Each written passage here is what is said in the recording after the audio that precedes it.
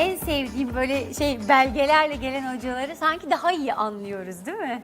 Tabii görsellik daha etkili. Görsellik Yani her zaman bazen... daha etkili oluyor.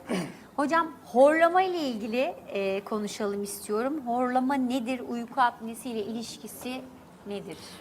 Şimdi horlama dediğimiz aslında en basit tabiriyle bir gürültülü uyumadır. En basit tabiriyle ama aslında bu kadar basit bir durum değil.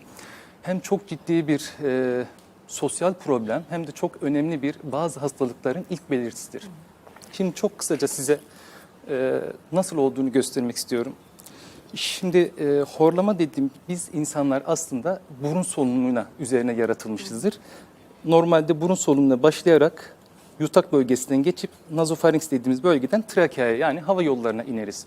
Herhangi bir nedenden burun eğriliği olur, burun etlerinin şişme olur ya da küçük çocuklarda gördüğümüz geniz eti gibi durumlarda eğer bu hava yolları daralırsa bir şekilde ya da tıkanırsa biz alternatif bir yol olarak ağız solunumuna da döneriz ve hem burun solunumu hem ağız solunumu yaptığımız zaman hepimizin çok iyi bildiği yumuşak damak ve küçük dilimizde dalgalanmalar meydana gelir. İşte bu dalgalanmanın oluşturduğu sese horlama diyoruz. Peki uyku apnesi nedir diye sorarsanız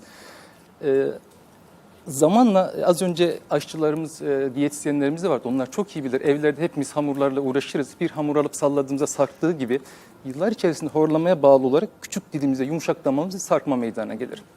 Bu sarkmanın sonucunda bu hava yollarının herhangi bir bölgesinde tıkanma ortaya çıkarsa solunumumuz durur. Yani apne deriz. Yani apne demek solunumun durması demektir.